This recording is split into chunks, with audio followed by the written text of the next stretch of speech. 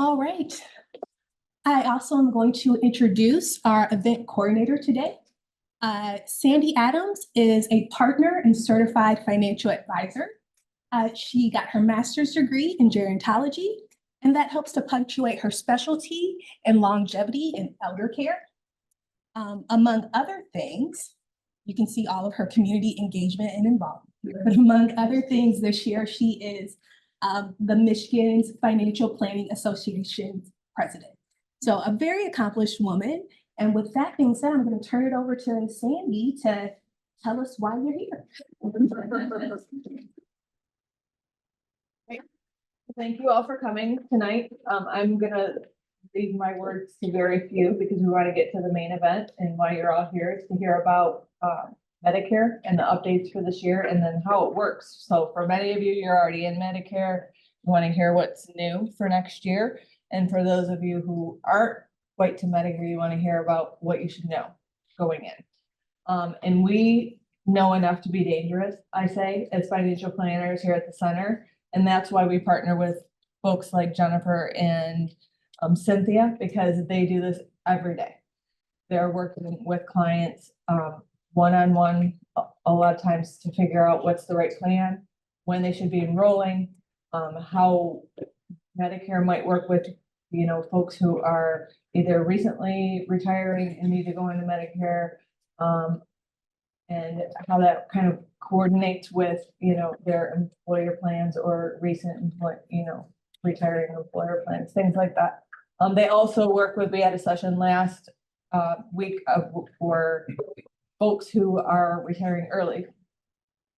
So not quite Medicare age, but need insurance as a pre-65 person. So they will do that as well. So if you know people who are retiring before age 65 and need healthcare, they consult with those folks as well.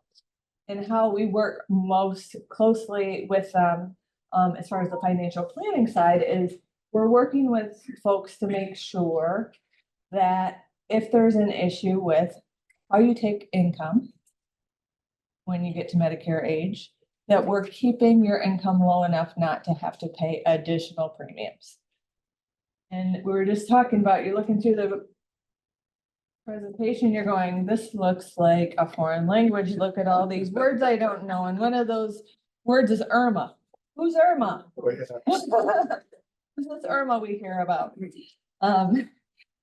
Income related monthly adjustment amount, right? So that is if you have income that's higher than a certain level and it's adjusted every year, you could be in a position to have to pay an additional premium every month higher than kind of the regular amount.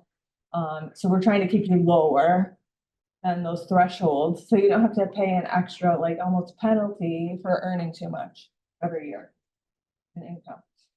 So that's why we're kind of coordinating with Cynthia and Jennifer to say, okay, where do we need to kind of keep some of those adjustments? Sometimes it's unavoidable.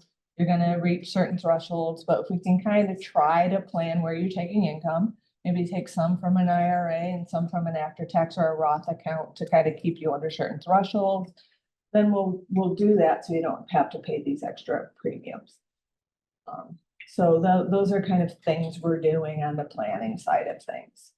So Cynthia will go into more detail about kind of those types of planning, as well as what's new for Medicare for next year, because it's always changing. Every year there's something different. Every year. And how she works with clients and those types of things. And you're bound to have questions. If you can keep those till the end, that'd be great. If you just have a burning question, you can't wait, or we'll take them throughout, but if you can keep it till the end, that'd be great. All right, Right? Sandy. Okay, so do I just go next here? Yep. Oh, I like that, esteemed center collaborator. I'm an ECC. That was good. All right, so yep, tonight we're gonna do what I call a Medicare 101. Talking about all the parts and pieces of Medicare, lots of letters with Medicare. the options to go along with Medicare, the pros and cons of those various options. If you're not on Medicare yet, we're gonna talk about getting the timing right and the process right. But, excuse me, if you mess up the timing or the process, you could end up with penalties. So you wanna make sure you do things at the right time and in the right way. What we're not gonna go into tonight is Medicare due to disability. That's like a Medicare 102. Not also gonna go into that. There's a space where some people are Medicare and Medicaid eligible called dual eligibles. So those are areas we're not gonna discuss tonight. So know when I'm talking about some of these rules, they're different for people going on Medicare due to disability. Alrighty, so with that, I think we probably pretty much all know what Medicare is. It's a US government national health insurance program for people that are two classes of people. Either you're 65 or you're eligible for Medicare due to disability, but you must be a US citizen or a legal resident here at least 5 years. And it has to include the 5 years before you apply for Medicare. Medicare is broken down into two parts. So here's the first of our letters. We have Part A and we have Part B. Part A, I've got a picture of like a hospital. Think of that like facility coverage. So A is what's going to cover you if you have to have an inpatient hospitalization or a skilled rehab visit following a hospitalization. But Medicare doesn't cover long-term custodial stays. Okay, I get that question sometimes. A is also going to cover somebody when they get to that stage in life when they have to have hospice. And it also covers some medically necessary skilled home healthcare services. So that's not someone to come in and do your dishes or in your house. Usually it's services following a hospitalization, not always, but usually that's what's going to fall in that category. Most of your claims in your life are probably going to go to Part B of Medicare. That's for medical services. Sometimes people think B is just for doctor's visits and labs. It's actually for some very expensive things. So if someone has to have outpatient chemo or radiation, outpatient surgeries, those are Part B. Even in the hospital, if you're inpatient and you're getting a surgery, that doctor's fee is going to go to Part B. Anesthesiologist is going to go to Part B. Also things like testing, MRIs, CAT scans, x-rays, physical therapy, a ride in the ambulance. They only take you one way. And literally hundreds of items covered by Medicare Part B. It is very comprehensive in its coverage. So those are the two parts of what's called original Medicare. So we're going to break down Part A a little further. Medicare covers a large share of those inpatient hospitalizations or skilled rehabs, but they don't cover them 100%. So they leave, the Medicare beneficiary with certain out-of-pockets. These numbers change every year. We don't have 2025 numbers yet, so I expect those will be out sometime in the next month. But currently, if you're admitted to the hospital, there under Part A is a $1,632 deductible. That would cover you for 1 to 60 days in the hospital. And that one is not a calendar year deductible. It's called a benefit period deductible. And the way that works with Medicare is it starts the day someone's admitted to the hospital. It ends once you've been out 60 days. So if you had to go back to the hospital after that 60 days, you would have another $1,632 deductible again.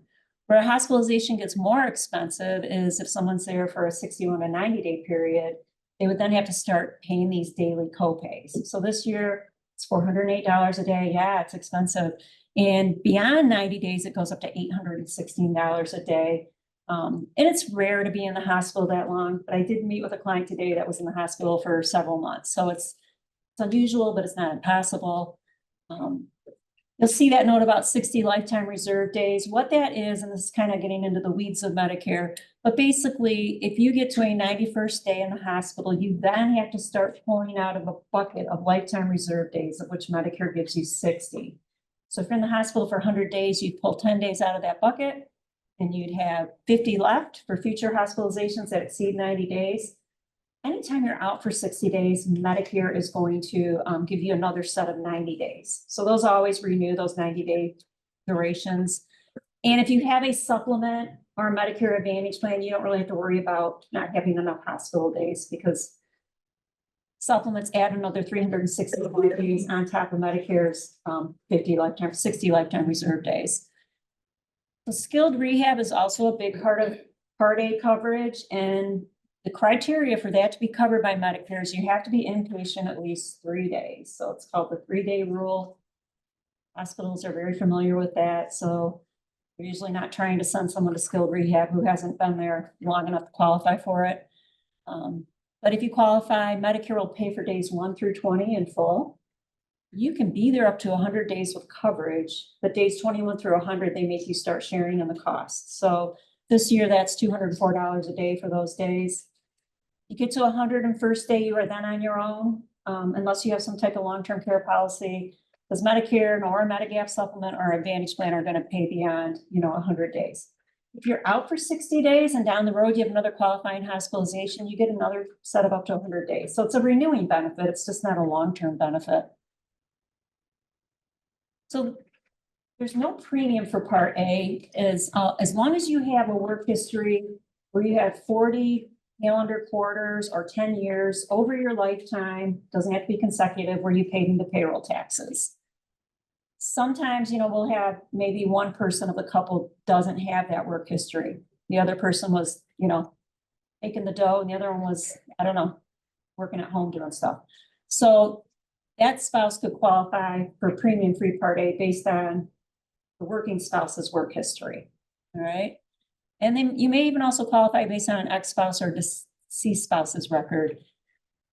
I have never worked with anybody yet who's had to pay for Part A, but if you didn't have the required, work history or spouse with that, for this year, it's $505 a month for that hospitalization coverage. If you have under 30 work quarters, or $278 a month if you have between 30 and 39 work quarters. Again, I've yet to meet with somebody who's had to pay for Part A. So Medicare Part B, that was the part that covered your medical services. Very small deductible Part B. I think it's small. This year it's $240. They do tend to up these numbers every year, but we've never seen it do something crazy like double or triple. Last year it was $226, just to give you a little bit of reference. This year, $240. So I don't think that's bad. I have a $7,200 deductible. I can't wait to get to Medicare. Not that I want to rush my life away, but I would love the benefits. The danger zone in Medicare Part B is after you've satisfied that deductible in your medical services, Medicare then starts paying, but they pay at 80%, and they leave you with the other 20%. And the problem with that is there's no cap on it. So if you have a group health plan or an individual plan, there is an out-of-pocket max, where once you hit a certain number, you're done for the year. Medicare doesn't have that out-of-pocket max. So I always say if you just had original Medicare A and B and nothing else, it'd be like going outside in January in Michigan when it's 10 degrees below zero with a hoodie on. You'd have some protection, but you're leaving yourself, greatly exposed. There is a cost to Part B, and as Sandy was kind of alluding to, it's income-based. There are 1, 2, 3, 4, 5, 6 brackets that they look at. When you're going on Medicare, they're looking at your income from 2 years prior. So somebody that was starting Medicare in 2024, they're going to look at the 2022 tax return. And they're looking at 2 line items on that return. They're looking at line 11, which is adjusted gross, and line 2A, which is tax exempt interest. And they add those 2 together to determine what bracket you're in. They have, if you're a single tax filer, that would be the far left column. If you're married joint, that's the next column. And then they also have, some people think, well, I'm going to do married filed separate because then I can maybe get my Medicare premiums down. That doesn't usually work too well because they got this big category here for that person that's doing that. So usually that's not a good strategy. But the base premium this year, if you're single and you were under 103,000 2 years ago in MAGI, is $174.70. If you are married joint filers and you're under 206,000 in 2022, you'd be at the $174.70. Every fall, and Sandy mentioned this, they keep looking 2 years back. So you started Medicare, you've got your initial premium determination based on 2 years ago. Every fall, they keep looking at the tax return from 2 years prior to determine your premiums for the next year. So if you do have a year where you take like a large capital gain, maybe sell an investment property, you could bump your premiums up for a year, but they're going to reevaluate again the next year. And what we hope people don't do is inch themselves into the next bracket, where you're at. Because if you're at $206,001, they're going to put you into the next bracket. And so you can see, I'm not going to name all these, but you can see how the premiums go up based on the tax brackets. I will say my The one that I have a beef about is the single tax filer that's between 193 and 500,000. They all pay $559 a month this year for Part B, and that is, to me, a super big range of income. 193 or 500, but that's how they've got it. These brackets tend to change each year, so they tend to like increase what you can make and still be at the standard threshold. And we're going to talk about, let's see if it's the next slide. Okay, so there is a form called an SSA 44. It's a life-changing event form, because what happens a lot with people retiring going on Medicare, like I'm working with people now that are over 65, but they continue to work, and now they're going to go on Medicare, say January 1st, retiring December 31st. Well, they're not going to make as much next year because of that retirement. So there are certain life-changing events where you can file this form. I'm going to show it to you in a minute, and you have a copy of it in your handout, letting Social Security know that, hey, I'm not going to make as much, like in 2025 in this example, due to my work stoppage. It could be due to a reduction in hours. It can be due to a death or a divorce or a marriage. Also, involuntary loss of income producing property due to a natural disaster, disease, fraud, or other circumstances. So that's a little bit of a limited category. Loss of a pension, that can happen from time to time. So there are certain events that would allow you to file this form, raising the flag, and then we help clients submit that form to their local Social Security office. It can take that office a couple months to process them.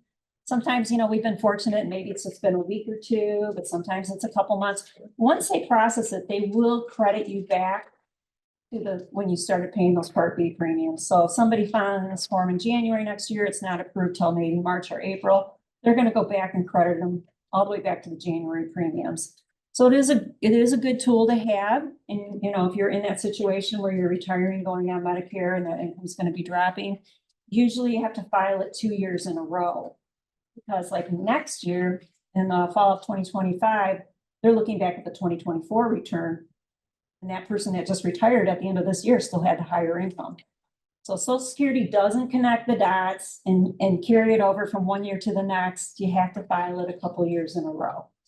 All right, so that's the form. Yes, and it looks like that. Okay. They do update it every year. So it's usually January 2nd when they release the new form. I always advise people to wait till the new form comes out. Some people are chomping at the bit and they want to use last year's form, and it's ended up causing some problems. Social Security initially gave them the reduction, then came back later in the year and said, no, we want it back. So I always advise, wait till the form comes out for the new year. So this is essentially to reduce your premiums for Part B. For Part That's what B. that's all about. Yeah. If you have one of those life-changing events. And it can be your spouse that had the life-changing event. So, maybe Mrs. is going on Medicare, but Mr. had the work stoppage. They're looking at joint income. So you can file it based on yours or your spouse's event. But yeah, it's a very simple form. Name, Social Security number. At the top of the next page, you check the type of life-changing event. And then step 2 is the year in which your income is being reduced by that life-changing event. So we would write in that year and estimate what we think the adjusted gross income is going to be, and if there's any tax exempt interest. Check your tax filing status. You can put in the next box if you think the next year is going to be even lower. However, they don't seem to retain that information, so that's why you have to file it 2 years in a row. And just a caution, if you do this and you end up going over what you estimated, they're going to come back in a couple of years and charge you the difference. Now, there's no premium. There's no penalty or interest, but they will come back and get you for, the extra that you took that you shouldn't have.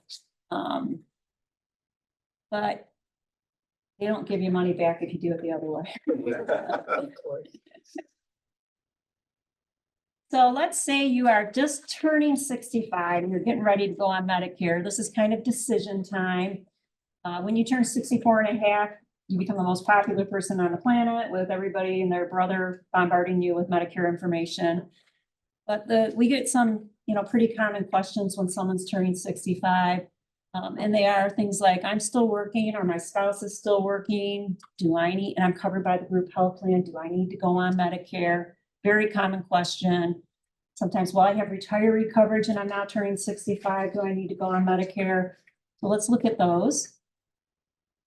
So if you're still working or your spouse is still actively working and you're turning 65, it depends on the group size, whether or not you need to enroll in Medicare. So if the group has less than 20 employees on the payroll, Medicare is going to be primary to that group health plan, and you need to enroll in A and B. Otherwise, your claims may not get paid because the carrier is expecting Medicare to pay first. So really depends on the group size. You want to check with your HR person to confirm. Because some groups have like multi-employer arrangements where they're kind of tied into some other groups. So I'd say don't guess at this, just ask your HR person. If the group has more than 20 employees or 20 or more, then you can delay Medicare without penalty, until you retire. So get that question all the time, but I heard I'm gonna have a penalty if I don't enroll. Well, not if you are actively covered on a group health plan based on yours or your spouse's active employment.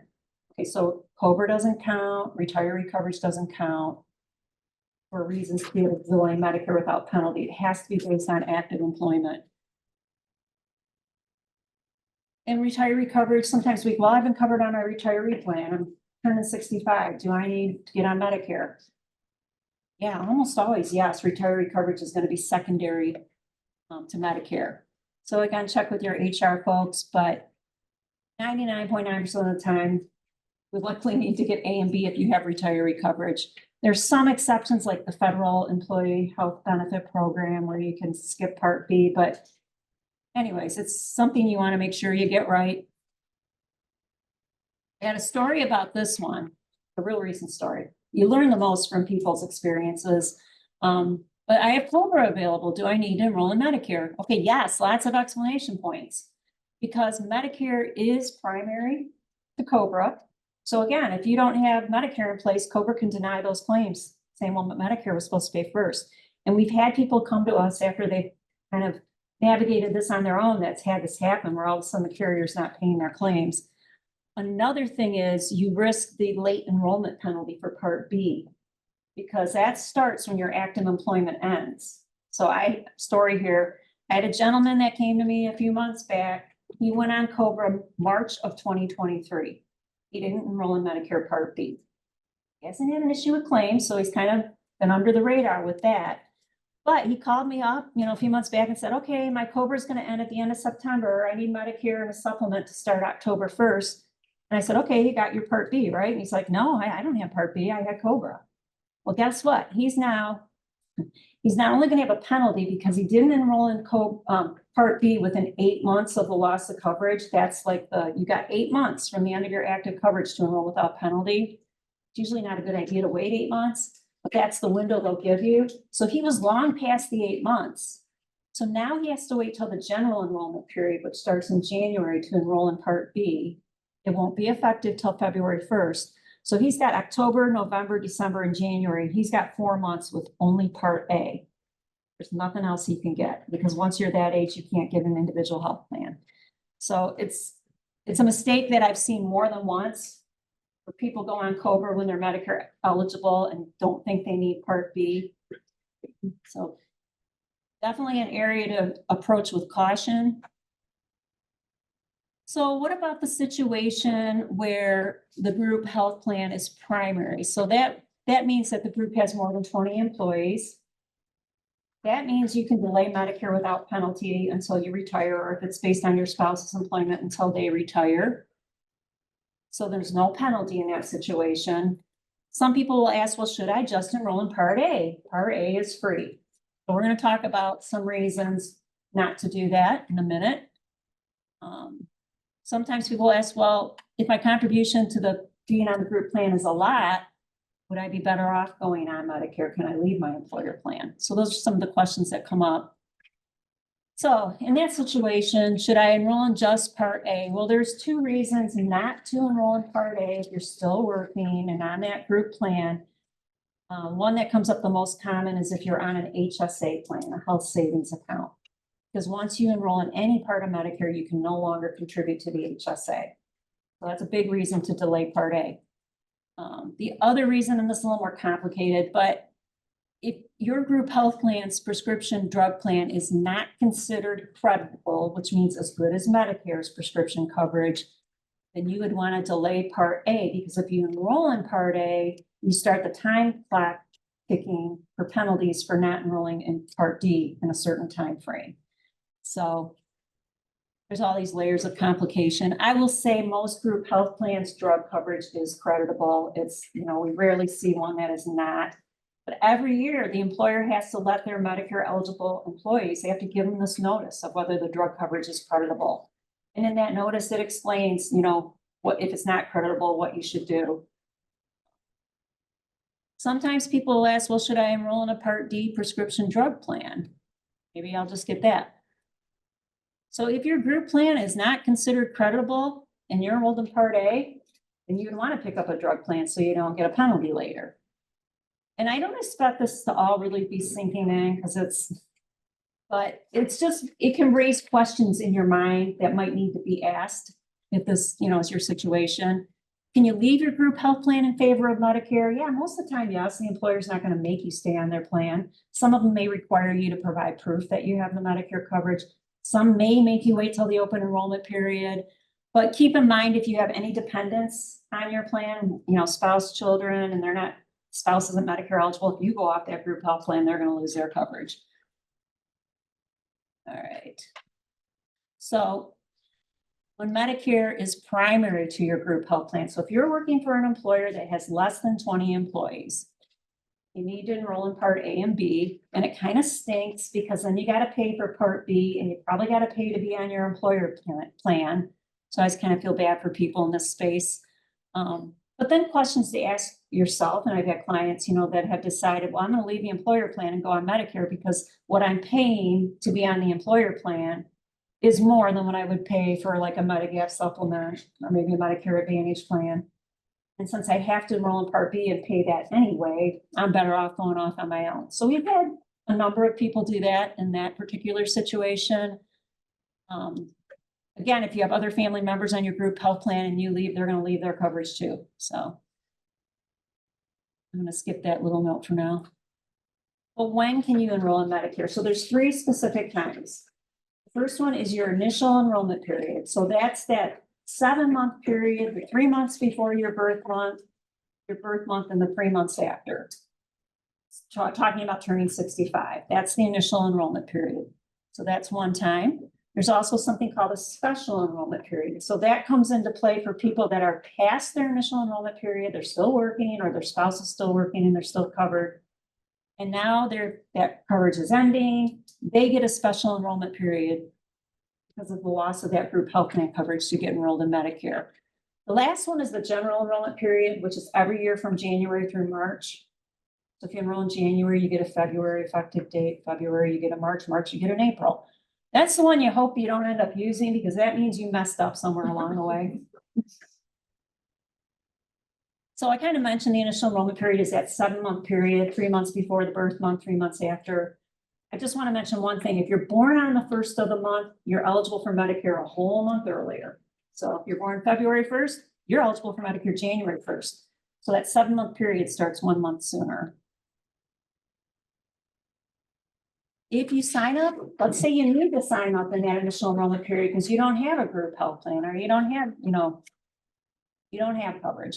Then if you sign up the 3 months before the 4th month of the initial enrollment period, which for most people is their birth month, you're going to get an effective date of the 1st of that 4th month or your birth month, unless you're born on the 1st. So let's say you're born April 15th and you enroll January, February, or March, you're going to get your April 1st effective date. Make sense? If you wait till April to enroll, they're going to push it out until May 1st in that scenario. So if you enroll after the 3 months, you've still got 4 months to do it. It's going to be effective the 1st of the following month. Okay. Let's see. I've covered that. So how do you enroll in Medicare in your initial enrollment period?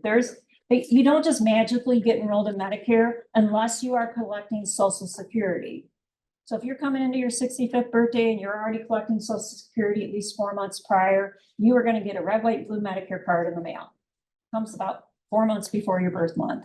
And sometimes I'll get people will sit down, yeah, I'm collecting social. I'm like, well, you should have gotten a Medicare card. No, I didn't. And I'm like, you know that 12-inch stack of mail you talked about that you keep tossing because it's all Medicare? Go through that when you get home. And yeah, they inevitably call back, oh yeah, it was in there. So if you're not collecting though, you have to actively enroll in Medicare, right? You got to pull the trigger. And there's a couple ways, you can do it online. So I always recommend everybody has an SSA.gov account. If you don't have one, set one up. Mostly because if you don't, someone might do it for you. And it's happened to people and that's a real mess. So, but you can use your SSA.gov account to enroll in Medicare. You know, we help clients with that. You can also call your local Social Security office and they will make an appointment to enroll you in Medicare. Those appointments can be 2 months out. So I had a client that came to me recently, and this is a warning, you know, when you're turning 65 and you need to go on Medicare, don't wait until the end of the 3rd month before your birth month to apply. Start it early. Client came to me recently and she was in her 3rd month. So she had let 2 months go by without doing anything. And we went to enroll her in A and B online and it wouldn't let us. So that happens occasionally. The reason it wouldn't let us was because she didn't have her own work history. Her Medicare eligibility was based on her spouse's. So for some reason that was tripping it up and not letting her do it online. She called the local Social Security office. Their next appointment was 2 months out. So don't, you know, always get it done sooner rather than later. Don't putting it off doesn't mean you're not going to turn 65.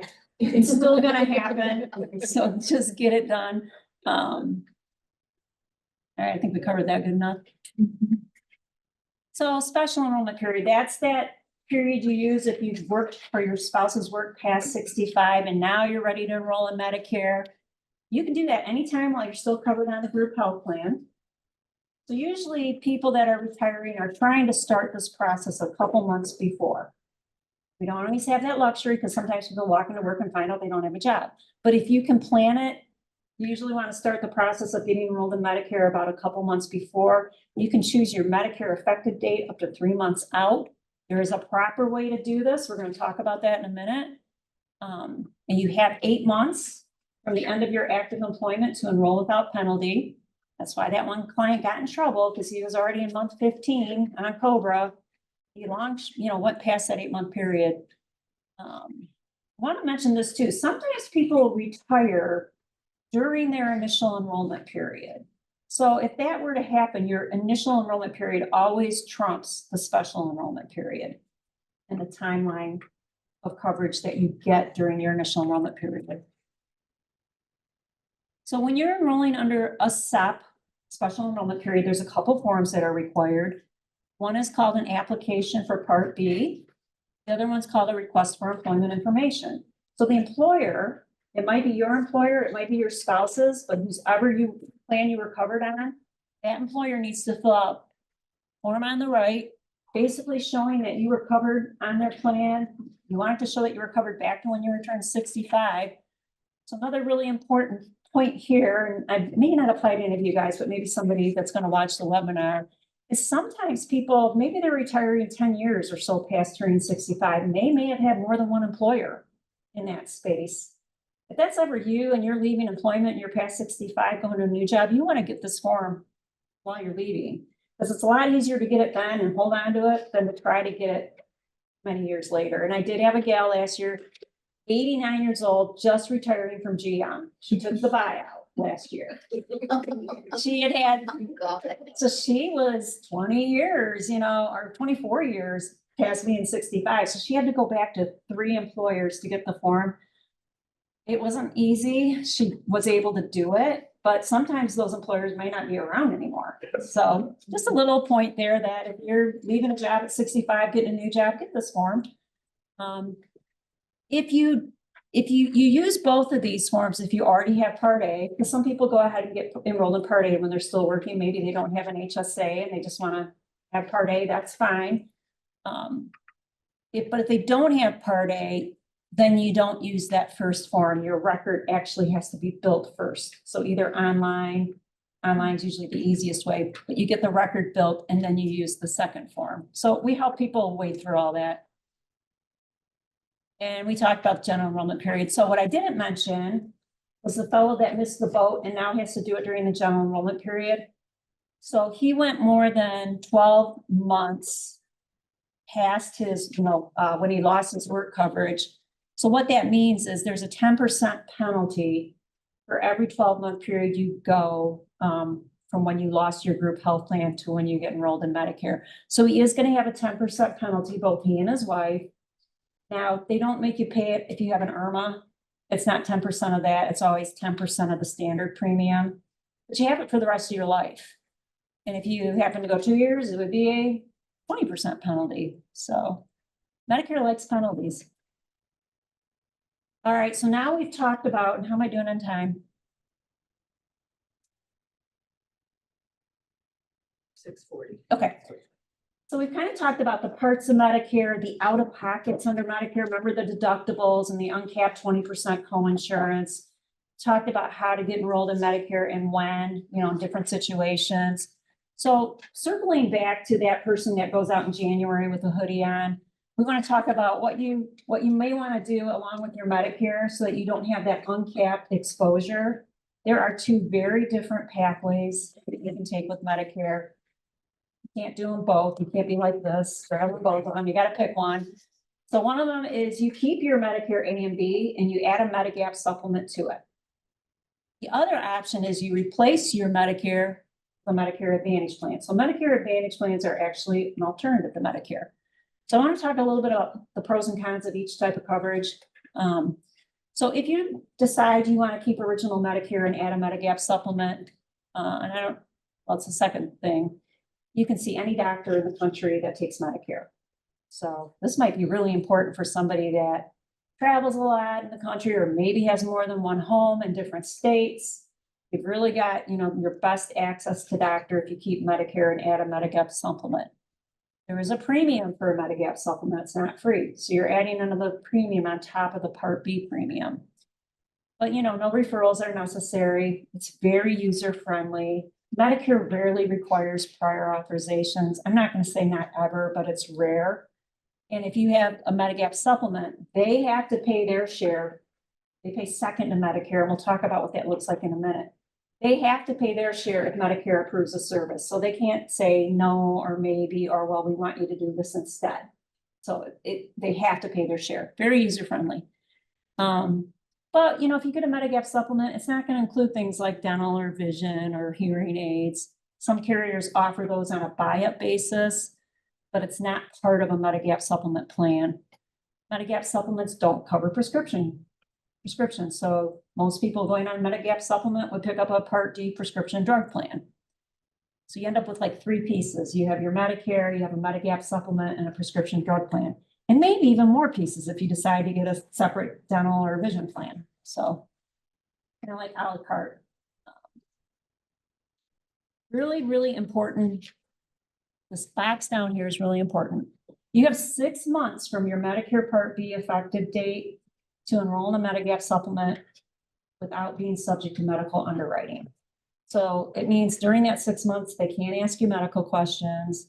They can't decline you or rate you higher. There can be no pre-existing condition limitations. I'll circle back to why this is more important in a minute. But the other pathway is a Medicare Advantage plan. So that actually replaces Medicare. You put your Medicare card away, you still pay your Part B premium. And the Medicare Advantage plans, the draws to them are sometimes a lot of them have zero premiums or very low premiums.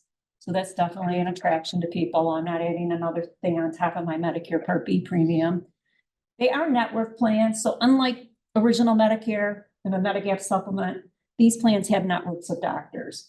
Not all doctors take Advantage plans. Many of them do. They can leave those Advantage plans at any time, might even be in the middle of the year. So we've had someone call us several months back and said, oh, my doctor just left my Advantage plan. What do I do? It's like, well, you got to find a new doctor. And maybe this fall I have to pick a different plan that they participate with.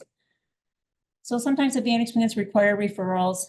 And in many cases, you may need to get approval from the plan before you can have a procedure or get a drug.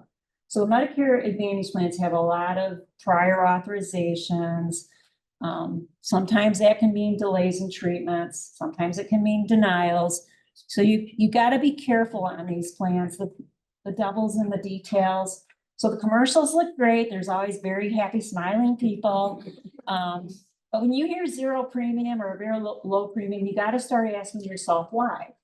And maybe it's a right style of coverage for different people, but you just want to know going into it what some of the restrictions might be, what the out-of-pockets will be. With a Medigap supplement, you typically don't have much out-of-pocket for your medical services. With a Medicare Advantage plan, pretty much everything you do is going to have some type of copay or co-insurance. The exception would be like preventive care is typically covered 100%. And usually the primary care doctor is a zero copay. So those are, some exceptions to that rule. Most Advantage plans include prescription coverage. And many of them include some certain amount of dental, vision, maybe even a hearing aid allowance. Some give you a drugstore, debit card, over-the-counter allowance where every quarter you can go spend, a certain amount of dollars on certain drugstore type items. So anybody can enroll in an Advantage plan that's eligible for Medicare between October 15th and December 7th. There's no medical underwriting. They want to have you. And you might ask, well, if it's a zero premium, how are they giving me this free stuff? How are they paying my claims? And they get a chunk of money from the government for each person on their plan. So that's why it's more managed care. That's why there's more prior authorizations and that type of utilization management in place because they're more profitable if they're managing your care more. Any questions on, I know we're supposed to wait, but this is kind of an important area.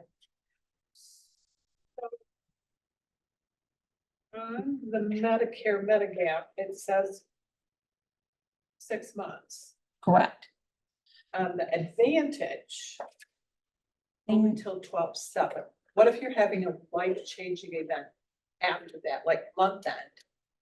Like you're moving out of state or, this is just the annual enrollment period. So if you're retiring in March, you can get one April. Okay. Yeah, good question. But circling back to the 6 months, why this is important is we've had this happen. People will call us. They might start out on this type of coverage because they're very healthy. They don't use medical much. Thinking that later in life, if things change, they can hop on a Medigap supplement, not aware of that 6 month rule. So sometimes at the point in time where people want to change, they may not be able to due to the medical underwriting. If you start out on a Medigap supplement and later in life want to go to an Advantage plan, there's open enrollment every fall where you can get on an Advantage plan. But going the other way, isn't it? Going this way could be problematic unless you're super healthy. Because they're going to ask medical questions once you're beyond 6 months from their Part B. You don't have a lot out of pocket on a Medigap supplement, so they can't really afford to have people joining them when all of a sudden they have cancer or heart disease or, so that's the reasoning for that. And then some of those people might leave once the crisis is over and go back to an Advantage plan. So that's why it's just not necessarily easy to go that way. So I just mentioned the best time to buy your Medigap plan is during that 6 month period when you're new to Part B. So, and I say Part B because some people, when they turn 65, they don't need to go on Medicare. They're still working.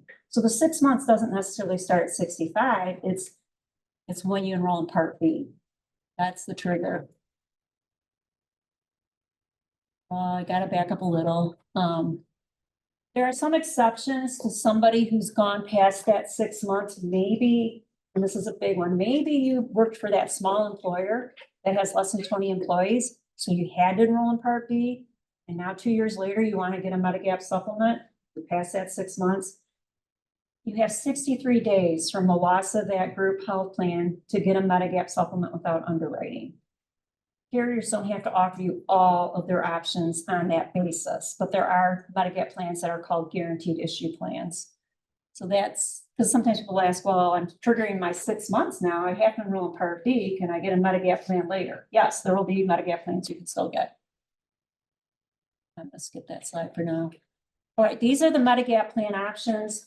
I don't have a slide with Medicare Advantage plan options because there's too many of them, as long as a football field. Lots of carriers offer them, lots of plans, but Medigap plans are standardized by the government. So they've stupidly named them with letters. So when you see Medigap plan A and B up there, it has nothing to do with Medicare parts A and B. Yeah, I know. I don't know why they did this, but the items on the left are the out-of-pockets under original Medicare that we talked about way at the start of the meeting. So like the deductibles and the copays and the co-insurance. So when you see a Medigap plan, you see check marks, that means they're following Medicare, picking up that out-of-pocket 100%. Check marks are good. F and C are grandfathered plans. So you had to be born before January 1st, 1955 to get plans F and C.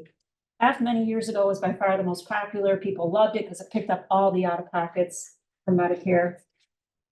The one where most enrollment's been going since about 2016 is called a Plan G. So you may have heard of a Plan G. Again, it's going to follow Medicare. The only thing it doesn't pick up is the Part B deductible. So if you had a Plan G this year and you had a hospitalization or surgery, physical therapy, whatever, you would have to pay that $240 Part B deductible and then you'd be done. So still a very, rich plan. N is kind of second most enrollment to Plan G. So I used to say F is fabulous, G is great, N is nice. With a Plan N, after that deductible is satisfied, you still have some small copays. So up to $20 for your doctor's visits, up to $50 for emergency room visits. They're not bad copays, but there is one other missing spot here called a Part B excess charge. So if you're on a Plan N and you see a Medicare provider that doesn't accept Medicare's approved amount as the full payment, the government will let them charge 15% on top of that. So on a Plan N, you would have to pay that 15% excess charge if it occurred. On a Plan G, you would not, it would pick it up. I'm not tonight going to spend a lot of time on the other plans. A, you're really giving up a lot of coverage and you don't save a lot of premium. B and D are more expensive than a Plan G. They're not as good. There's a reason for that. They're guaranteed issue plans for those people that had to work past 65 and had that small employer where they had to get B. So just B and D, not good options. I haven't seen an M in Michigan, but there are K&Ls out there, and how they work is in most of the categories, instead of picking up 100% of the out-of-pocket under Medicare, K is going to pick up 50%. You get to pick up the other 50%. This year up to $7,060. L is going to pick up 75%. You pick up 25%, up to $3,530. Those caps go up every year. Yeah. So you're choosing between the Medigap or the Advantage. Right. And if you choose Medigap, then you're choosing One of those, correct. Okay. Yeah, Just want to make sure I was tracking. And then there's Yeah. going to be different pricing associated with each one. correct. And I can't talk about carriers tonight. I can't mention carriers because then we're getting to a whole different type of meeting with a lot of rules. So this is a general conversation. I talk with carriers one-on-one with clients when we have those meetings. But yeah, you're right. The first kind of decision with Medicare, besides when to do it, is do I want to go Medicare Advantage or do I want to go Medigap Supplement? And then when you make that decision, which plan do I want in that area? Yeah. So let's talk about Part D. There are big changes next year for Part D. And Part D is for prescription drug coverage. It came around in 2006. Prior to that, seniors had to go to Canada to get their drugs. But we had a lot of them that did that. So Part D has kind of improved over time. I don't know if any of you are familiar with something called the donut hole. Okay, so when Part D started, there was a certain point during the year, if your drugs hit a certain amount, you would go into what was called the donut hole. And you'd have to pay 100% of the cost of your prescriptions when you were in that hole. So as of next year, they've eliminated the donut hole. It became the coverage gap as time went by. So it went from you having to pay 100% over time to you having to pay 25% of the cost of your drugs during that period. So they've eliminated the 25% now, and they are just putting a flat out-of-pocket max of $2,000 for next year. So I would say most of our clients don't have $2,000 in prescription drug expenses, but some do. And prior to this cap, they may spend $5,000 or $6,000, a year on their drugs. So they're excited about this $2,000 cap. But if you're on Medicare and you have a Part D plan, what you really got to start looking at is to make sure that your your prescriptions are on that plan's formulary. Because with every action, there's always an equal and opposite reaction. So some of the things we're seeing because of that Part D cap is there are less Part D plans next year, than there have been previously. So some carriers are decided they're not going to do it anymore. We're seeing that tiers may be changing on drugs, maybe something that was a tier 1 might now be a tier 2. Sometimes some drugs are no longer covered, or they may require step therapy. So Part D didn't used to have step therapy. That's new for next year. And certain drugs carrier's gonna require you to try something cheaper first. And have like doctor's note as to why that didn't work for you. More of the cost is getting shifted from the government onto the Part D carrier. That's why we're gonna see some of these changes. But it's a good idea to look at your Part D coverage every year because your scripts may change, the carrier's formularies change. And that is something you can change every year. So I always say, pick your Medigap, or when you're deciding between Medicare or Medicare Advantage, pick it like a marriage, pick it what you think you're gonna be happy with for the long haul, whether you're sick or healthy. Part D, you can divorce it every year and get a different one. So. Yep, so lots of changes there for next year. Oh, another change for next year, brand new, is they implemented this program called the Medicare Prescription Payment Plan for people on their prescription drugs that maybe have some expensive scripts and have to pay a lot more in the beginning of the year because of the deductible and upfront deductible. So this Medicare, and it's going to be offered by all carriers that offer Part D plans or Advantage plans. It's a way that you can smooth out your payments over the 12 months. So instead of you paying copays at the pharmacy, your carrier is going to pay those and then send you a bill in the mail each month for 1/12 of the cost. So I've had some clients who are like, nah, I just rather, get it done with in the beginning and be done.